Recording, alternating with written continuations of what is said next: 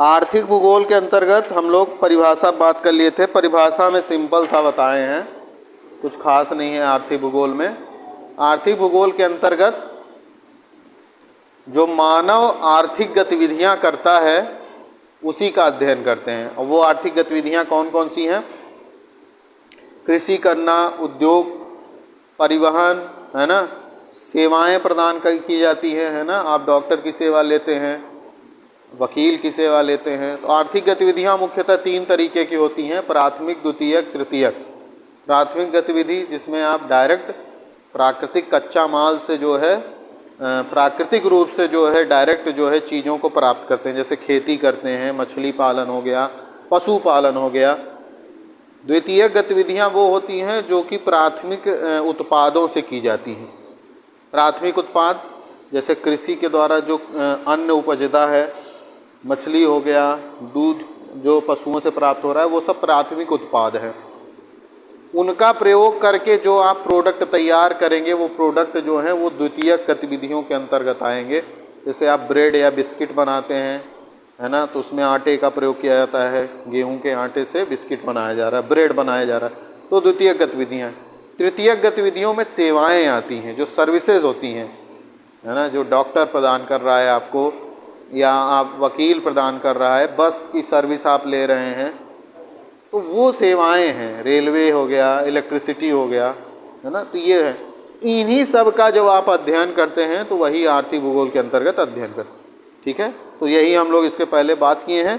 कुछ भूगोलवेत्ताओं के अनुसार परिभाषाओं पे बात किए हैं, हटिंगटन के अनुसार, हार्टसोन के अनुसार। तो सबका कहने का मतलब यही है कि गतिविधियों के बारे में बात करना, आर्थिक गतिविधियों के बारे में।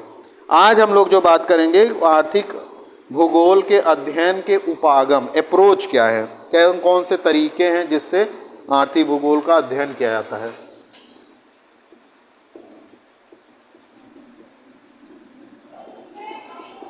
आर्थिक भूगोल के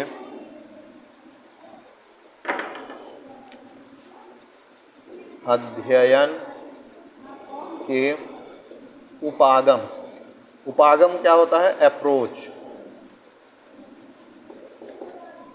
उपागम, अप्रोच मतलब क्या होता है समझते हैं आप लोग?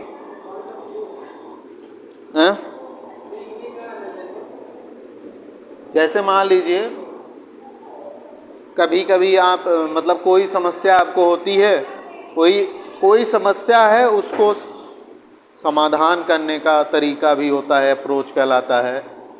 किस किस तरीके से आप किसी वस्तु को देख रहे हैं वो भी कहलाता है ना। तो अप्रोच के अंतर्गत हम लोग 4 उपागमों का अध्ययन करेंगे। आर्थिक भूगोल के अंतर्गत 4 तरीके से जो है आर्थिक भूगोल का अध्ययन किया जाता है। तो वो जो 4 तरीके हैं उसमें चारों हैं वस्तुगत, प्रादेशिक। तो ये जो 4 उपागम हैं इसमें पहला है वस्तुगत उपागम। दूसरा उपागम इसमें है प्रादेशिक उपागम, प्रादेशिक। तीसरा है सैद्धांतिक,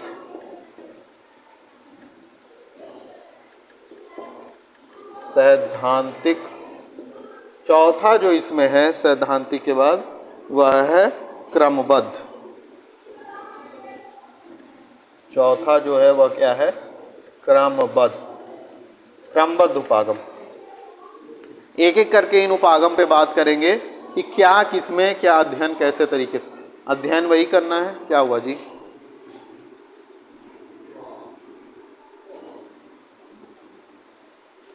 ये उपागम में अध्ययन आपको वही चीज़ें करनी है, आर्थिक गतिविधियां ही, बस इसमें तरीका अलग होगा। अलग कैसे होगा? पहला जो है वस्तुगत उपागम, जिसको इंग्लिश में कहते हैं कमोडिटी अप्रोच। नाम से ही समझ में आ रहा है, वस्तुगत, वस्तु मतलब कमोडिटी।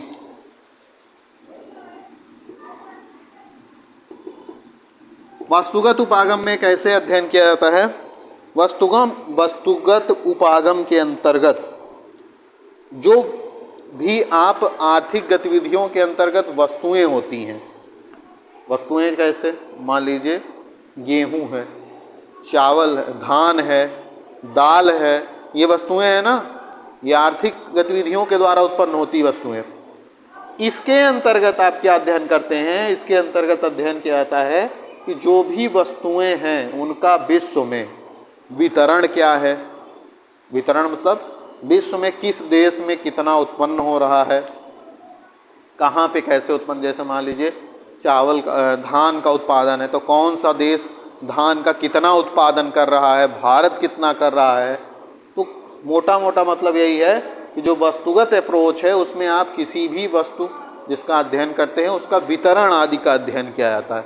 डिस्ट्रीब्यूशन पूरे विश्व में कैसा है, किस देश में हो रहा है उत्पादन, किस देश में नहीं हो रहा है।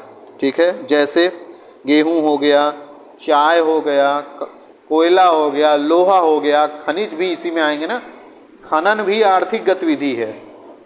खनन का कार्य माइनिंग यह आर्थिक गतिविधि है और यह प्राथमिक लेवल की गतिविधि कहलाती है माइनिंग।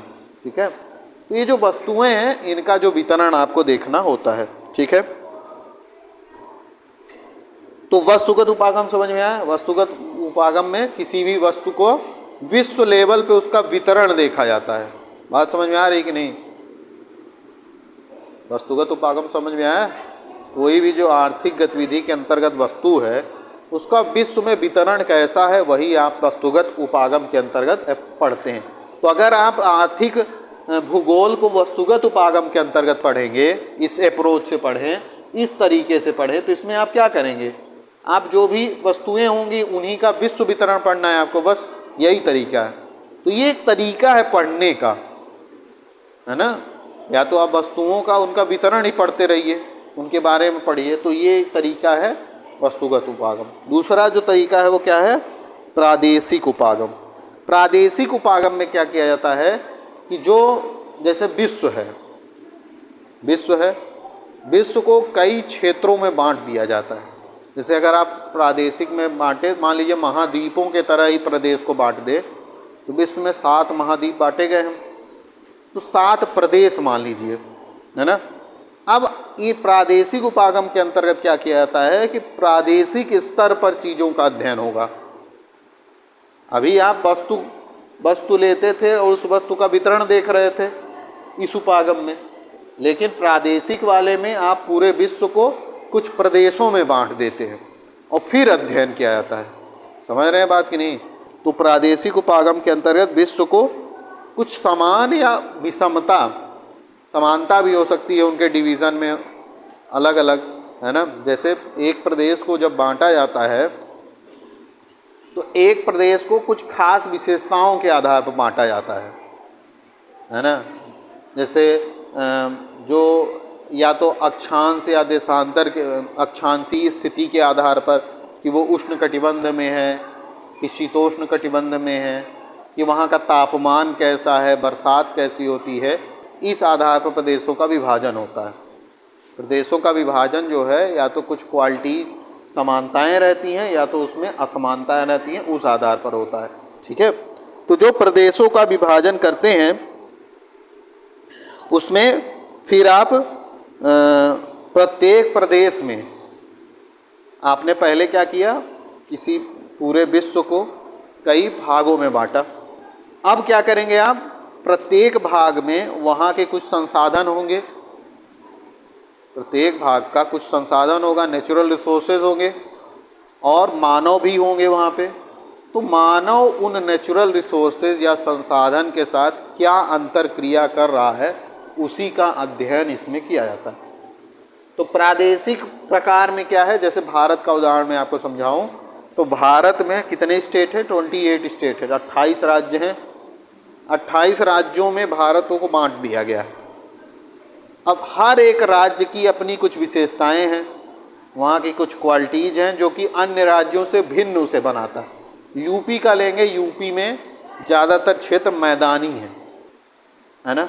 अब यूपी लिया आपने, यूपी में अब आप आइए सोनभद्र क्षेत्र में, तो आपने क्या किया, पहले भारत को कई राज्यों में बांटा तो प्रादेशिक विभाजन हो गया उसका, 28 राज्य 28 प्रदेश हो गए। अब एक प्रदेश यूपी उठाया, यूपी का भी क्षेत्र, यूपी को भी फिर बांटा गया है अलग अलग भागों में, पूर्वी यूपी, पश्चिमी यूपी, मध्य यूपी। पूर्वी यूपी में आएंगे, सोनभद्र एक क्षेत्र है, सोनभद्र में कोयला एक संसाधन है, कोयला संसाधन है, कोयले के संसाधन है। अब कोयले पे मानव गतिविधि हो रही है, मानव एक्टिविटी कर रहा है ना, खनन कर रहा है, उससे फिर थर्मल पावर प्लांट इस्टेब्लिश कर रहा है। तो यही तरीका अध्ययन का जब आप करेंगे कि भारत को कई राज्यों में बांटा और उन राज्य में से किसी एक क्षेत्र को चुनिए और उस पर जो भी संसाधन है वहाँ का, उसके साथ मानव क्या अंतर क्रिया कर रहा है, जब आप उसका अध्ययन करते हैं तो वो प्रादेशिक उपागम कहलाएगा। बात समझ में आएगी? समझ में आ रही बात? प्रादेशिक उपागम, जैसे सोनभद्र में अनपरा के क्षेत्र में कोयला पाया जा रहा है, तो कोयला के यूज से क्या बनाया जा रहा है? बिजली बनाई जा रही है, थर्मल पावर प्लांट तैयार किया जा रहा है। तो यह एक आर्थिक गतिविधि है, इसका अध्ययन करना ही प्रादेशिक उपागम कहलाएगा, रीजनल अप्रोच। ठीक है।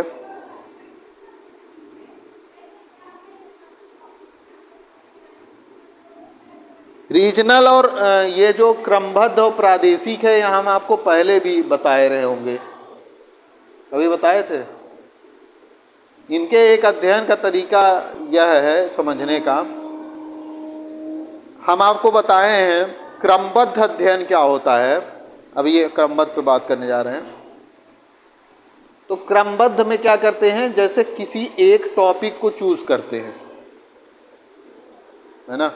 जैसे मान लीजिए हमको पर्यावरण पढ़ना है, पर्यावरण एक टॉपिक है भूगोल का। तो भूगोल के अंतर्गत जितनी भी शाखाएं हैं, चाहे वो भौतिक भूगोल की शाखा हो, चाहे वो मानव भूगोल की शाखा हो, तो पर्यावरण भौतिक भूगोल का एक पार्ट है। तो क्रमबद्ध अध्ययन जब किया जाता है, क्रमबद्ध जो अप्रोच है, उसमें क्या करते हैं, आप जिस टॉपिक को चूज करते हैं उसको पूरे विश्व पे अध्ययन करते हैं। क्रमबद्ध में क्या किया जाता है, किसी एक टॉपिक को चूज किया जाएगा और उसके पूरे विश्व में अध्ययन करेंगे। जैसे मान लीजिए कृषि भूगोल को चुना, कृषि, तो अगर आप क्रमबद्ध सिस्टम से पढ़ेंगे, क्रमबद्ध अप्रोच से पढ़ेंगे, तो आप कृषि जो है उसका पूरे विश्व पे अध्ययन करेंगे। पूरे विश्व पे मतलब भारत पे भी करेंगे, अमेरिका में भी करेंगे, चीन में भी करेंगे, रूस में भी करेंगे। तो क्रमबद्ध में क्या करते हैं, एक टॉपिक को चुनते हैं और उस टॉपिक का पूरे विश्व पे अध्ययन करते हैं। ठीक है, ये क्रमबद्ध है। प्रादेशिक में क्या करते हैं कि प्रादेशिक में एक प्रदेश को चुनते हैं। जैसे विश्व है, विश्व में से किसी एक देश को चुना, मान लीजिए चुन लिया मैंने अमेरिका को। तो इस अमेरिका जो देश को चुना, तो मैंने विश्व से एक देश को चुना, तो वो हो गया प्रदेश। अब मैं इस प्रदेश पर सारी चीज़ों का अध्ययन करूंगा, सभी टॉपिक्स का। इस प्रदेश का, अमेरिका का, मैं जलवायु भी पढ़ूंगा, पर्यावरण भी पढ़ूंगा, कृषि भी पढ़ूंगा, जनजातियाँ भी पढ़ूंगा, पर्वत पठार मैदान, सब कुछ। दोनों में अंतर समझ पा रहे हैं? प्रादेशिक में क्या है कि पूरे विश्व में से एक प्रदेश चुनेंगे और उस प्रदेश का सब कुछ अध्ययन करेंगे। आर्थिक भूगोल भी, प्रादेशिक भूगोल, आर्थिक भूगोल, भौतिक भूगोल, मानव भूगोल, सब पढ़ेंगे। और यहाँ क्या करते हैं, यहाँ किसी एक टॉपिक को चुनते हैं और पूरे विश्व में जितने देश हैं सब में पढ़ेंगे। दोनों में अंतर समझ में आई बात कि नहीं, है ना। जैसे इसमें भारत के संदर्भ में उदाहरण लें, तो कृषि को भारत के 28 राज्य है, तो अगर क्रमबद्ध अप्रोच पर पढ़ेंगे तो कृषि चुनेंगे और भारत के 28 राज्यों में कृषि का स्थिति क्या है उसको पढ़ेंगे, तो वह तरीका क्रमबद्ध कहलाएगा। ठीक है। लेकिन अगर प्रादेशिक करना है सिस्टम में, तो आप 28 राज्यों में से बारी बारी से एक एक राज्य को लेंगे और एक राज्य जैसे यूपी लिया, तो यूपी के बारे में सारी चीजें जानकारी इकट्ठा करेंगे भूगोल संबंधित। यूपी में कौन से पर्वत हैं, कौन से पठार हैं, कौन सी नदियां हैं, कैसी कृषि है, कैसे उद्योग है, सब कुछ। तो वो प्रादेशिक कहलाता है। समझ में आ रही बात, दोनों में अंतर। फिर एक है सैद्धांतिक उपागम, ये वाला। तो सैद्धांतिक उपागम क्या है? सैद्धांतिक उपागम के अंतर्गत ये सिंपल सा है, जिससे नाम से ही मतलब है सिद्धांत। मतलब इसमें आप किसी भी क्षेत्र का अध्ययन करते हैं तो उसमें पहले से ही कुछ सिद्धांत बना के आप रखे रहते हैं, मतलब पूर्व निर्मित सिद्धांतों के अनुसार किसी क्षेत्र का अध्ययन जब किया जाता है तो उसको क्या कहते हैं, सैद्धांतिक उपागम। तो ये बहुत कम प्रयोग होता है ना। मेन है यही क्रमबद्ध वाले और ये प्रादेशिक वाला, ठीक है ना। तो इसमें क्रमबद्ध जो उपागम मैंने अभी आपको बताया कि क्रमबद्ध उपागम के अंतर्गत क्या किया जाता है, क्रमबद्ध विश्लेषण किया जाता है। और क्रमबद्ध का तरीका वही है जैसे कोई भी एक टॉपिक उठाइए उसका पूरे विश्व पर अध्ययन कीजिए। तो इसके आधार पर इसको 3 चरणों में अध्ययन किया जाता है। 3 स्टेप्स हैं क्रमबद्ध उपागम के। क्रमबद्ध जो उपागम है इसके स्टेप्स जो हैं, चरण जो हैं वो कितने हैं, 3 चरणों में इसका अध्ययन होता है। जो फर्स्ट स्टेप है इसका, स्टेप नंबर फर्स्ट है, उसमें क्या किया जाता है, उसके अंतर्गत जो आर्थिक भूगोल के विभिन्न तत्व हैं या वस्तुएं हैं, है ना। पहला चरण जो है आर्थिक भूगोल का, मतलब ये क्रमबद्ध अध्ययन 3 स्टेप में पूरा होगा। तो जो पहला स्टेप होगा उसमें क्या करेंगे कि आर्थिक भूगोल के जो तत्व हैं या जो आर्थिक भूगोल की क्रियाएं हैं, तो पहले स्टेप के अंतर्गत क्रमबद्ध भूगोल में उनका जो वितरण है उसको देखा जाता है। वितरण मतलब जैसे मैंने कहा कृषि, तो कृषि का वितरण विश्व में क्या है, पहला स्टेप यही देखेंगे, ठीक है। तो मतलब कोई भी वस्तु है, आर्थिक गतिविधि है, उसका पहले क्या देखेंगे हम, वितरण देखेंगे, ठीक है। दूसरा स्टेप क्या होगा, इसमें जो दूसरा स्टेप है वह है कि वितरण देख लिया। अब क्या देखेंगे कि उस कृषि से संबंधित जो विशेषताएं हैं, जो वह आर्थिक गतिविधि है उसकी विशेषताएं क्या है, उससे संबंधित प्रक्रियाएं क्या है। जैसे कृषि का वितरण तो देख लिया कि किस क्षेत्र में, विश्व के किस देश में कितना उत्पादन होता है कृषि का, कितने क्षेत्र में कृषि होती है, यह देख लिया, वितरण है। फिर उससे संबंधित प्रक्रियाएं देखेंगे, कब खेती की जाती है, किस मौसम में, कितनी बरसात चाहिए, कितना तापमान चाहिए, कौन सी मिट्टी चाहिए किस फसल के लिए। तो ये उससे संबंधित विशेषताएं हैं, उससे संबंधित प्रक्रियाएं हैं, दूसरा स्टेप। और तीसरा स्टेप क्या होता है इसमें, थर्ड जो स्टेप है इससे संबंधित थर्ड स्टेप में आप क्या करते हैं कि जो आप आर्थिक तत्व लिए थे या आर्थिक क्रिया लिए थे उसका जो मानवीय अंतर संबंध है ना। तो तीसरे स्टेप में अंतर संबंध पे बात होती है। वह अंतर संबंध कई तरह का होता है, वह कार्य कारण अंतर संबंध भी हो सकता है, वह कार्यात्मक अंतर संबंध भी हो सकता है, अभी बताते हैं क्या है, क्षेत्रीय संबंध भी हो सकता है, और सांख्यिकी विधियां। तो ये जो क्रमबद्ध था ये 3 स्टेप थे। पहला स्टेप कि कोई भी वस्तु है या आर्थिक गतिविधि है उसका वितरण देखना पूरे विश्व में।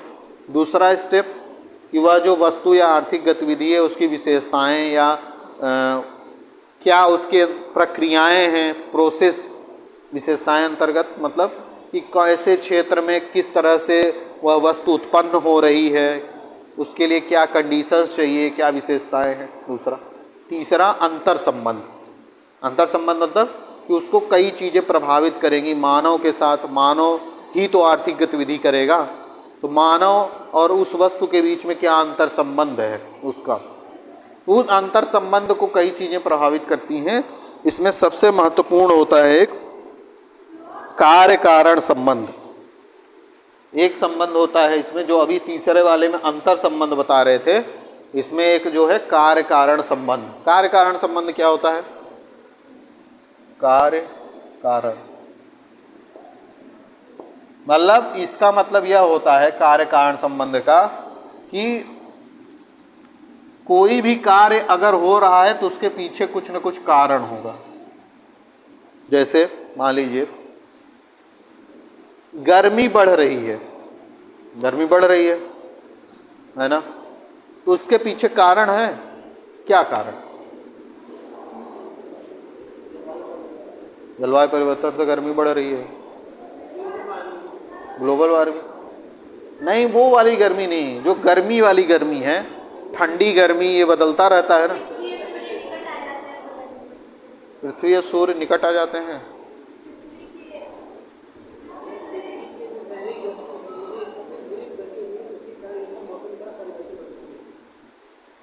पृथ्वी अपने धुरी पर घूमती है, इसके कारण मौसम परिवर्तन होता है।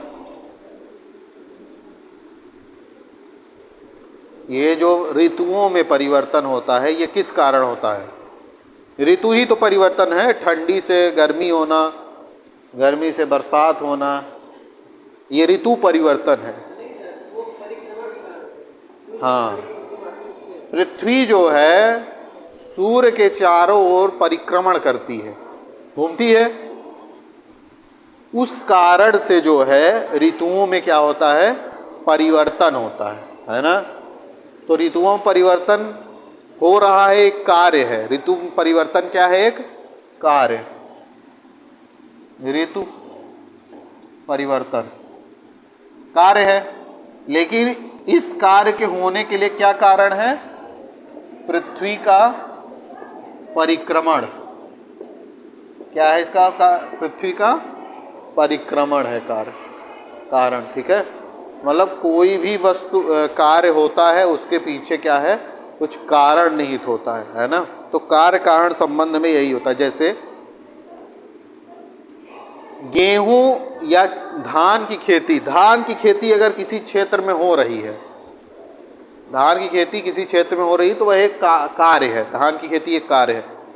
उसका कारण क्या होगा? कारण यह होगा कि वहाँ पे खूब अच्छी बारिश होती है, धान के अंतर्गत जो क्षेत्र है वहाँ अच्छी बारिश होती है, और अच्छा जो बरसात आदि है और जो मिट्टी है वहाँ की धान के लिए उपयुक्त है, तो वो उसके लिए कारण है। बात समझ रहे हैं कि नहीं? आप लोग यहाँ पढ़ रहे हैं, पढ़ना एक कार्य है, उसके पीछे कारण क्या है? कि आप लोग चाहते हैं कि कुछ अच्छी नौकरी आदि मिले, या हम एक यूजी डिग्री प्राप्त कर रहे हैं, ये कारण है। ठीक है, इसके बाद कल बात करेंगे।